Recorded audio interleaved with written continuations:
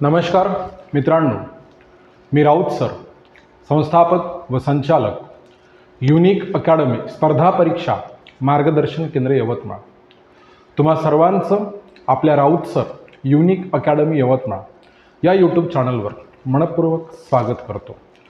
आणि सर्वप्रथम तुम्हाला विश्वरत्न, भारतरत्न, विश्वभूषण, महान विद्वान, महानायक, महान अर्थशास्त्रज्ञ, महान इतिहासकार, भारतीय संविधानाचे शिल्पकार, भारतीय संविधान निर्माते, क्रांतीसूर्य, युगपुरुष, परमपूज्य बोधिसत्व, महामानव डॉक्टर बाबासाहेब आंबेडकर, भीमराव रामजी आंबेडकर जयंतीच्या खूप खूप शुभेच्छा।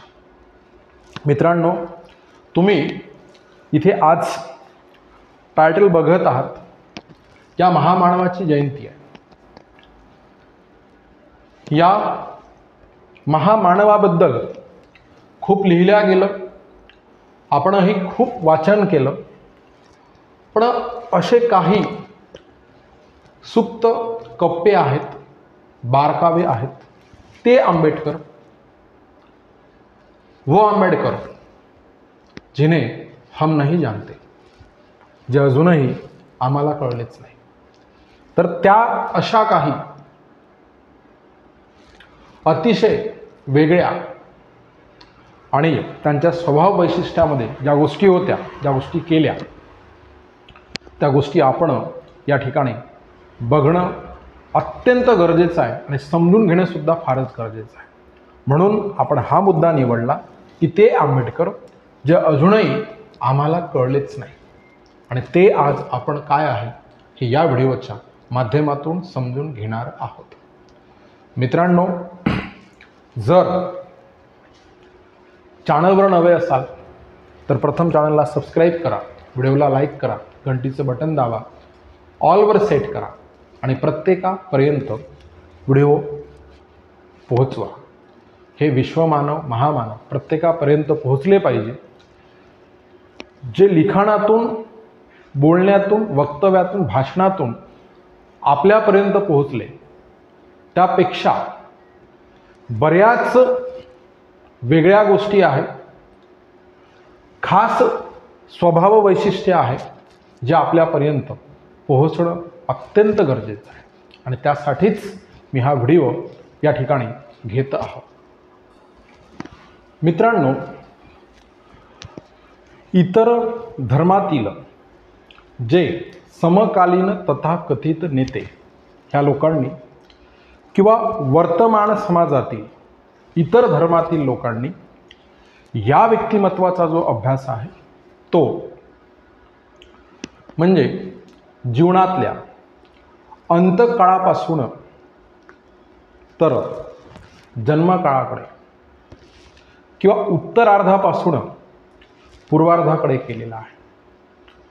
त्याच्यामुळे खूप मोठी गफलत होत आहे। पण आपण डोळे उघडे ठेवून जर ह्या व्यक्तिमत्वाचा अभ्यास पूर्वार्धापासून उत्तरार्धाकडे करायला लागलो तर आपल्याला कळेल की आपणाला डॉक्टर भीमराव रावजी आंबेडकर, डॉक्टर बाबासाहेब आंबेडकर ह्यांच्या व्यक्तिरेखेतल्या महत्त्वाच्या अत्युच्च गोष्टी आपल्याला कळणार आहेत। मित्रांनो बघा, इथे आपण ज्या व्यक्तीचा जन्म होतो 14 एप्रिल 1891 मध्य प्रदेश महू लष्करी छावणी ह्या ठिकाणी ह्या व्यक्तिमत्वाचा जन्म होतो। एक महार कुटुंबामध्ये, आणि तेव्हा भारतावर ब्रिटिशांचं राज्य, इंग्रजांचं राज्य, आणि इंग्रजांच्या राज्यामध्ये त्या पूर्वीची राजेशाही आपण जर गृहीत धरतो म्हटलं, इंग्रजांच्या पूर्वीची राजेशाही, तर तेव्हा चातुर्वर्ण व्यवस्था, आणि त्या चातुर्वर्ण व्यवस्थेमुळे माणसांना माणसांशी, माणसासारखे वागवल्या जात नव्हते. पण जे नवे राज्यकर्ते आले, इंग्रज आले, ह्या इंग्रजांनी भारतामध्ये माणसांना माणसासारखी वागणूक दिली. म्हणून एक उदरनिर्वाहाचं साधन आणि समाजात प्रतिष्ठा ह्या सर्व गोष्टीसाठी ह्या लोकांनी ब्रिटिशांची आर्मी जॉईन केली. आणि इंग्रजही भारतीय लोकांना फार मोठ्या पदावर जाऊ देत नव्हते, पण ते ज्या पदापर्यंत जाऊ देईल त्या पदापर्यंत, त्या सर्वोच्च पद सैन्यातील म्हणजे सुभेदार, तर त्या पदापर्यंत रामजी बाबा पोहोचले होते. आणि रामजी बाबांच्या पोटी अपत्य किती, तर आपले डॉक्टर भीमराव रामजी आंबेडकर हेच 14वे अपत्य आहे. हेच 14वे अपत्य आहे, हे लक्षात घ्या. आणि एवढ्या मोठ्या कुटुंबाचा सांभाळ करण्यासाठी, उदरनिर्वाह आणि म्हणजे त्या पदापर्यंत पोहोचण्यासाठी रामजी बाबांनी प्रचंड कष्ट उपसले. आणि घरामध्ये समानतेची शिकवणूक होती. सर्वधर्म समभाव, सर्व धर्मासंबंधी आदरभाव ही शिकवणूक ह्यांच्या घरातूनच होती. आपण जर मुळात जी संस्काराची बीज डॉक्टर आंबेडकरांच्या आधी त्यांच्या पूर्वजामध्ये पेरल्या गेलेली आहे, त्या गोष्टींचा जर अभ्यास करायला लागलो तर घरामध्ये संत परंपरा आहे. रामजी बाबा ह्यांना संत कबीरांचे दोहे प्रचंड आवडायचे. रामजी बाबा स्वतः संत कबीरांचे जे अभंग आहे, गाणे आहे, ते गायचे. आणि भीमराव रामजी आंबेडकर, डॉक्टर आंबेडकर हे सुद्धा संत कबीरांना आपले गुरु मानतात. म्हणून जे अलीकडे वर्तमानात सुद्धा धार्मिक भेदभाव करण्याचा दृष्टिकोन ठेवतात, तत्कालीन समाजातील म्हणजे वर्तमान समाजातील व्यक्ती म्हणा किंवा राजकीय लोक म्हणा, तर त्यांना ह्या गोष्टीपासून सुरुवात करायला पाहिजे. छत्रपती शिवाजी महाराज हे डॉक्टर आंबेडकरांचे आदर्श आहे. कबीरांच्या अभंगाची, दोह्यांची संत परंपरा घरी आहे, लक्षात घ्या. संत तुकारामांना गुरु मानलेला आहे, महात्मा फुले यांना गुरु मानलेला आहे. म्हणजे छत्रपती शिवाजी महाराज, पूर्वीची आपण गोष्ट केली तर संत कबीर, संत तुकाराम, समकालीन छत्रपती शिवाजी महाराज आणि त्यांच्या आधीचे झालेले समाजसुधारक महात्मा ज्योतिबा फुले. आता तुम्ही विचार करा, ती धर्मांतर जी गोष्ट आपण विचारात घेतो ती आयुष्याच्या शेवटच्या टप्प्यावरची आहे, शेवटच्या पडावावरची आहे. आणि तसं का करावं लागलं, त्याला जबाबदार कोण, ह्या गोष्टी सुद्धा आपण पहिल्यांदा विचारात घेणं जरुरी आहे. म्हणजे जे समकालीन लोक आहेत, तत्कालीन लोकांनी म्हणजे अस्पृश्यांना माणसासारखं वागवलं का, हा पहिला प्रश्न होतो. 1927 मध्ये नाशिकच्या 14 तळ्याचा सत्याग्रह केला आणि त्यावेळेस त्या तळ्यामध्ये, नाशिकच्या 14 तळ्यामध्ये काय म्हणू आपण, तर कुत्र्यांनी पाणी पिलं तर चालते, डुकरांनी पिलं तर चालते, त्याच्यामध्ये कुत्री लोळली तर चालते, डुकरे पोहली तर चालेल, पण माणसांनी त्या तळ्याचे पाणी पिऊ नये, अशी आपली सामाजिक व्यवस्था होती. म्हणून माणसामध्ये समानता निर्माण करण्यासाठी, माणसांना गुलामीतून मुक्त करण्यासाठी, म्हणजे हे जे ओझं आहे, काही गोष्टी अशा असतात ज्या बदलता येत नाही, त्या टाकून द्याव्या लागतात. हा सगळ्यात महत्त्वाचा मुद्दा. म्हणून आपण आंबेडकर समजून घेत असताना आपल्याला आधीच्या गोष्टी, मुळातल्या गोष्टी बघणं हे फार जरुरी असतं, हे लक्षात घ्या. डॉक्टर बाबासाहेब आंबेडकरांनी शिक्षण घेणं म्हणजेच क्रांती होय. जसं आपण अभ्यासतो, काय म्हणतो माहिती आहे का, रशियन राज्यक्रांती, लक्षात घ्या. आपण फ्रेंच राज्यक्रांती, भारतामध्ये क्रांती झाली, भारताला स्वातंत्र्य मिळालं, पण ह्या सर्व गोष्टी अभ्यासत असताना म्हणजे लक्षात घ्या की तेव्हा शिक्षणाची व्यवस्था कशी होती सर, तर कल्पना करा की फक्त सवर्णांना शिक्षण होतं आणि अस्पृश्य लोक, दलित लोक हे जर समजा शिक्षित झाले, हे जर शिकले, तर ह्या लोकांना काय करायचं, हे मंत्र बोलू लागले, ह्यांची जीभ छाटली जायची, कानामध्ये यांच्या शिसं ओतलं जायचं बघा. आणि हे सोबत यांच्यासोबत कोणते रोटीबेटीचे व्यवहार नाही, ह्यांना सार्वजनिक पाणवठ्यावर पाणी भरू दिलं जायचं नाही. म्हणून ह्या व्यक्तींनी डॉक्टर बाबासाहेब आंबेडकरांनी जे शिक्षण घेणं सुरू केलं तीच एक खूप मोठी सामाजिक क्रांती होती। ही गोष्ट आपण लक्षात घेणं गरजेचं आहे। आणि ते शिक्षण का घेऊ शकले, सगळ्यात महत्त्वाचा मुद्दा तर तिथे घरून तशी प्रवृत्ती तसे संस्कार लक्षात घ्या, त्या सामाजिक समतेचं बीजारोपण। मी सांगितलं की 14वे अपत्य आहे, शाळेत गेले आणि शाळेत गेल्याच्या नंतर त्या शाळेमध्ये विचार करा हो की बालमन असतं, एखादी गोष्ट जर समजा त्याला मिळाली नाही तर ते बालमन अतिशय खट्टू होतं, रुजतं, फुगतं। पण इथे तर वर्गामध्ये आपल्या वयाच्या बालकासोबत बसायलाच मिळालं नाही। काय परिणाम झाले असतील त्या बालमनावर, हा सगळ्यात महत्त्वाचा मुद्दा आहे बरं। ते बालमन सुरुवातीपासून आपण समजून घेणं जरुरी आहे की स्वतःच्या बरोबरीचे विद्यार्थी हे वर्गात आहे आणि ज्या ठिकाणी जोडे चपला वगैरे ठेवल्या जात आहे वर्गाच्या बाहेर, त्या ठिकाणी वर्गाच्या बाहेर दारात कुठेतरी खिडकीतून शिक्षण घेण्याची पाळी डॉक्टर बाबासाहेब आंबेडकरांवर होती। कारण तेव्हाचा तो पूर्वीचा समाज जो होता त्यांना ही परमिशन देत नव्हता की वर्गात जाऊन शिक्षण घ्यायचं। काय परिणाम होत असेल त्या बालमनाला, वाटत नसेल का की मी सुद्धा वर्गात जातो, मी सुद्धा शिक्षकांच्या समोर बसतो, मी माझ्या सवंगड्यांच्या सोबतीने बसतो। बरं तिथे तरी सुखानं बसू दिलं जायचं का? नाही, त्या ठिकाणी सुद्धा मारझोड व्हायची।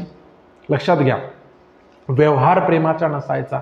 तर अशा गोष्टी घडल्याच्या नंतर काय वाटत असेल प्रस्थापित समाज व्यवस्थेविषयी त्या बालमनाला, हे आपण समजून घेणं जरुरी आहे। पण घरी आल्याच्या नंतर आपल्या बालकासोबत, आपल्या लेकरासोबत वर्गात काय होत असावं, शाळेत काय होत असावं ह्याची कल्पना त्यांच्या आईंना होती, वडिलांना होती। म्हणून आईने पहिल्यांदा सांगितलं की बाळा, तू शाळेत चालला, शिक्षण घेत आहे, मोठा व्हायचा आहे आणि ते कशासाठी घ्यायचं आहे तर सगळ्यात महत्त्वाचा मुद्दा म्हणजे ही प्रस्थापित समाज व्यवस्था, ही वर्णव्यवस्था तुला बदलायची आहे। आणि तिथे तू शाळेत चालला म्हणजे सोनेरी मुकुट नाही आहे, तो काटेरी मुकुट आहे। तुला शिव्या घालतील, तुला मारतील, तुला झोडतील, तुझ्यापासून दूर राहतील, तुला वर्गाच्या बाहेर ठेवतील, तुला खिडकीच्या बाहेर ठेवतील आणि हेच बदलण्यासाठी तुला शिकायचं आहे। आणि असं तुझ्याशी रोज होत जाईल। तू त्याकडे दुर्लक्ष करून त्याची कोणतीही तक्रार न करता फक्त डोक्यात एकच ठेवायचं आहे की तुझं शिक्षण हे तुझ्यासाठी नाही आहे, तर हे पुढच्या समाजासाठी आहे, पुढच्या भारत देशासाठी आहे। आणि पुढे या सर्व समाज व्यवस्थेमध्ये ज्या काही अनिष्ट रूढी प्रथा परंपरा आहे त्या बदलण्यासाठी तुझं शिक्षण आहे, असं बाळकडू लहानपणीच डॉक्टर आंबेडकरांना कुटुंबातून पाजल्या गेलेलं आहे। तर ही गोष्ट महत्त्वाची आहे। आता असे संस्कार बालमनावर वारंवार घडत राहिले, पदोपदी अनुभव आले की समाज व्यवस्थेनं त्यांना काय दिलं तर प्रचलित समाज व्यवस्थेनं त्यांना फक्त काय म्हणून द्वेष, तिरस्कार, लक्षात घ्या त्यांचं राजकीय करिअर, त्या गोष्टी काय म्हणून सांगा, नेस्तनाबूत करणे, अशा सर्व गोष्टी त्यांच्या वाट्याला वारंवार आल्या। एक उदाहरण सांगतो की डॉक्टर आंबेडकर लहानपणी साताऱ्याला सैनिकी छावणी होती, रामजी बाबा तिथे होते आणि आंबेडकरांना त्यांना तिथे भेटायला जायचं होतं। आता विशिष्ट ठिकाणी उतरले आणि तिथून त्यांना ते पायदळ जायचं होतं। उन्हाळा आहे, मे महिना आहे आणि छोटे आंबेडकर अतिशय गोड दिसायचे आणि वाटायचं नाही म्हणजे पेहरावावरून साधी राणी उच्च विचारसरणी, तर हे कुण्यातरी सवर्णाचं पोर आहे असं वाटायचं। आणि एक गाडीवान म्हणजे बैलगाडीवाला हा चालला आहे आणि मग आंबेडकरांनी म्हटलं मी बसू का, तर बसवून घेतलं। लक्षात घ्या, छोटे गोंडस असे आंबेडकर ते बसले गाडीमध्ये आणि गाडीमध्ये बसल्याच्या नंतर गोष्टी सुरू झाल्या, कुठे आहे, कशासाठी चालला, रक्तात सर्व सत्य गोष्टी आहे, प्रत्येक गोष्ट खरी सांगत आहे की मी रामजी आंबेडकरांचा मुलगा आहो, वडील सैन्यात सुभेदार आहे आणि त्यांना छावणीमध्ये मी भेटायला चाललेलो आहे। मग प्रश्न झाला, अरे तुझी जात कोणती, सांगत आहे महार आहो। गाडीवानाने मागचा पुढचा विचार केला नाही, पायाला फोडं येत आहे, एवढा उन्हाळा, मे महिन्याचा शेवट, गाडीतून फेकून दिलं, लाथा बुक्क्या घातल्या, मारलं आणि सांगितलं की पूर्वी नाही सांगता आलं का। कल्पना करा काय वाटत असेल त्या बालमनाला। कसं घेतलं असेल शिक्षण. आपल्याकडे आज सर्व गोष्टी, सर्व सुविधा, सगळ्या गोष्टी अपडेट असताना सुद्धा आपल्याला एखाद्या विशिष्ट पोस्टसाठी चतुर्थ श्रेणीमधली लिपिक किंवा इतर कोणतीही पोस्ट काढण्यासाठी किती वर्ष निघून जातात.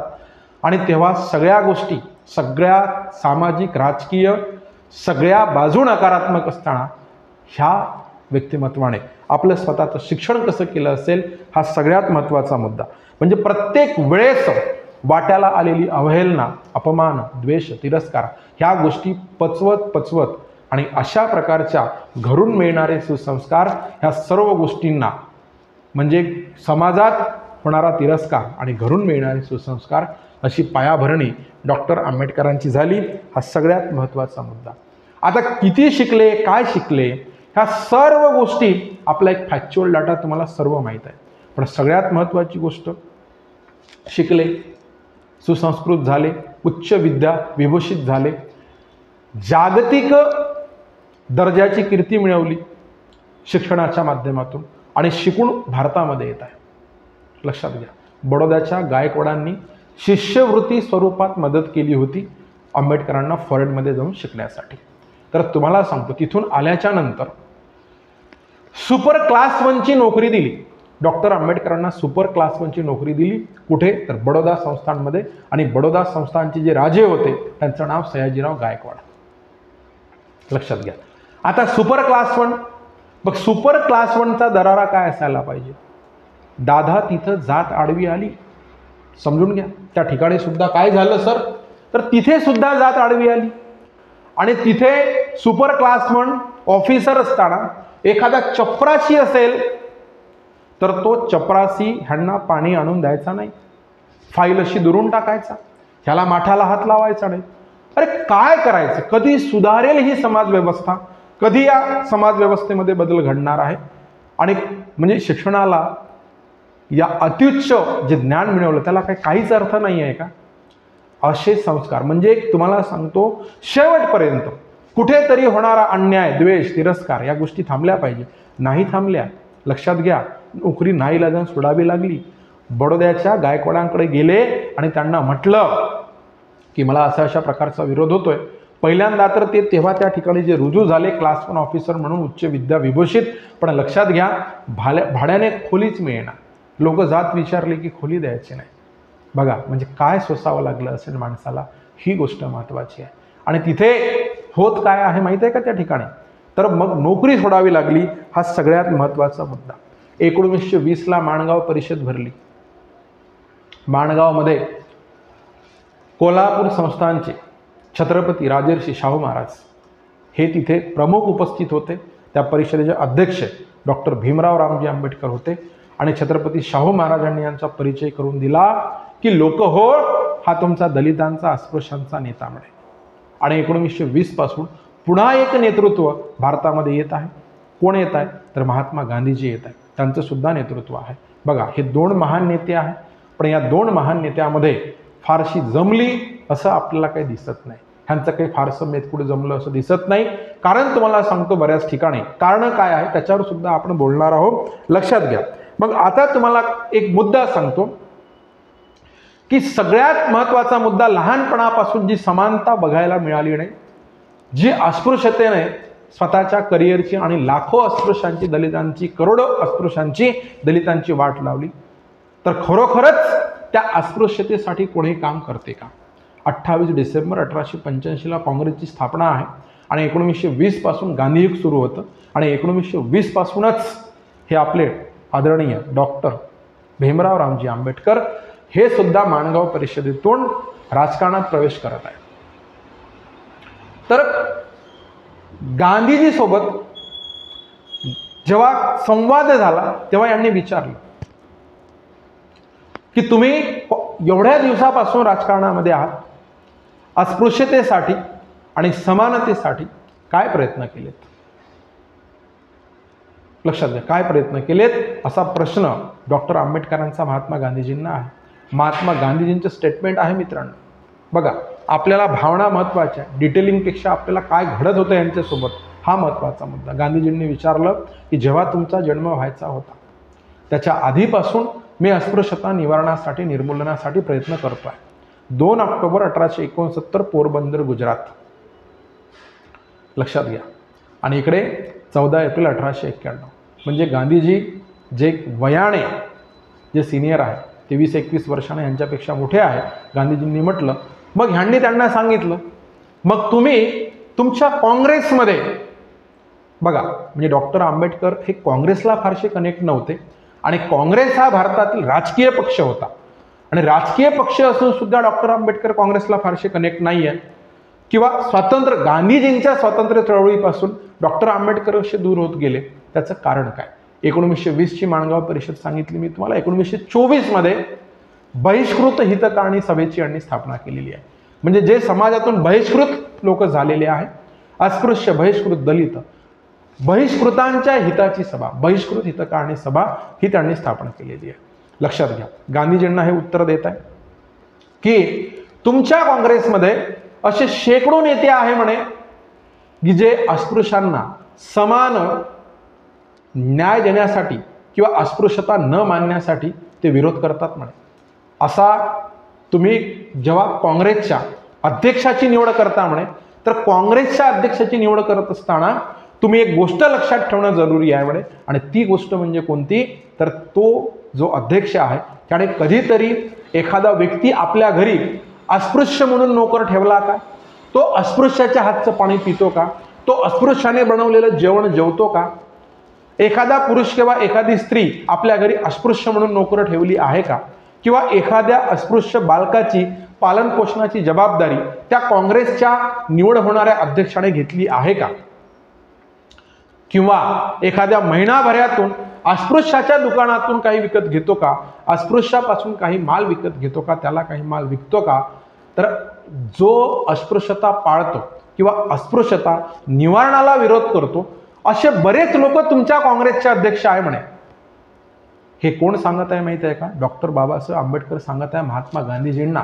तुम्ही जेव्हा म्हणे रोज सायंकाळी हे रामची प्रतिज्ञा घेत असता, प्रार्थना घेत असता, ते प्रार्थनेचा समय असायचा महात्मा गांधीजींचा, त्यावेळेस तुम्ही अस्पृश्यांना हरिजन म्हणता आणि ते हिंदू धर्माशी चिकटून राहिले पाहिजे असं म्हणता आणि ते हिंदू धर्मापासून दूर नाही गेले पाहिजे असंही बोलता.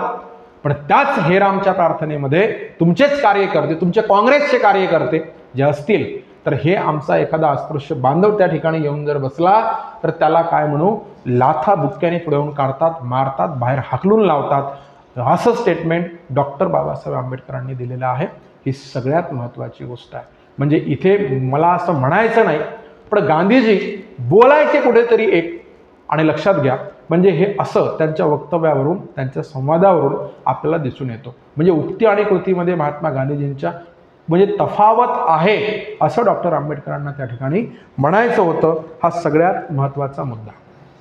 आणि आता एक महत्त्वाचा मुद्दा, काही आपण अभंग ऐकतो. जसं मी सुरुवातीला सांगितलं की घरी संत कबीरांची परंपरा आहे. ह्या माणसाने कधीच भेदभाव म्हणजे जे काय म्हणून सांगा धर्माधर्मात, जाती जातीमध्ये असा कधीच केला नाही. आयुष्यभर, लक्षात घ्या, आयुष्यभर जे काही केलं ते संपूर्ण भारताच्या दृष्टीनं केलं. जी काही मते मांडली ती अतिशय परखड होती असं आपण लक्षात घेऊया. आता सगळ्यात महत्त्वाचं म्हणजे पुन्हा एक गोष्ट सांगतो की भारतीय राज्यघटनेचे शिल्पकार, संविधान निर्माते, संपूर्ण जबाबदारी ह्यांच्यावर होती. मसुदा समितीचे ते अध्यक्ष होते, हे सगळ्यांना माहीत आहे. आणि भारताचं संविधान त्यांनी लिहिलेलं आहे. आता बरेच लोक काय करतात, संविधान निर्मितीसाठी एक गोष्ट वर्तमानात सुद्धा आपल्याला बघायला मिळते की मी सुरुवातीला बोललो की धर्मांतरानंतरची गोष्ट आहे.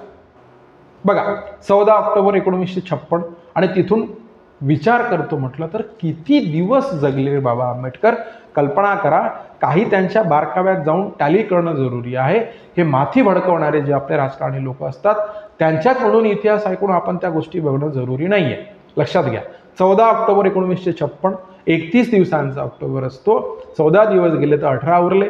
नोव्हेंबर किती उरले?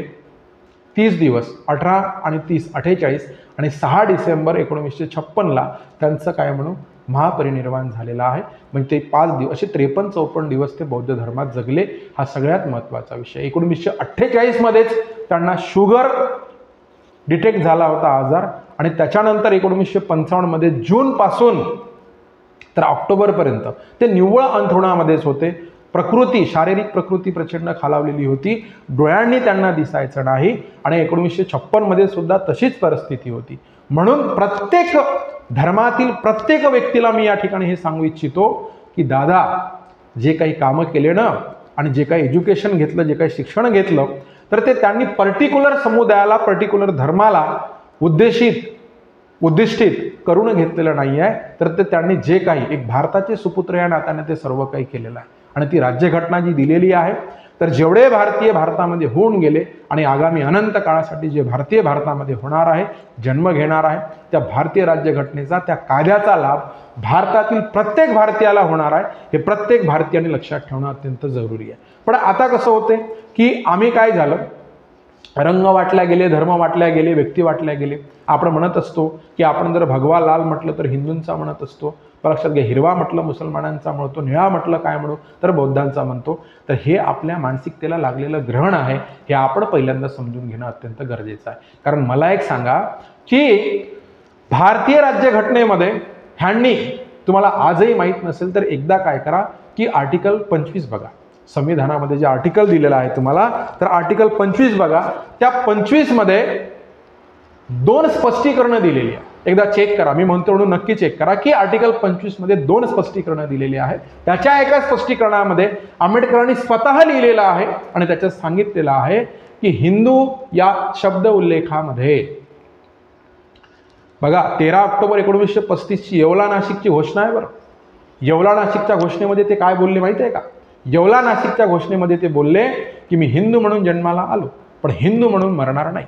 कारण अरे मनावर त्या गोष्टी बिंबत गेल्या, जे आतापर्यंत काही उदाहरणं दिली त्याच्यामुळे मन खट्टू होत गेलं. लक्षात घ्या, मी बोललो की काही गोष्टी अशा असतात की ज्या बदलता येत नाही, टाकून द्याव्या लागतात.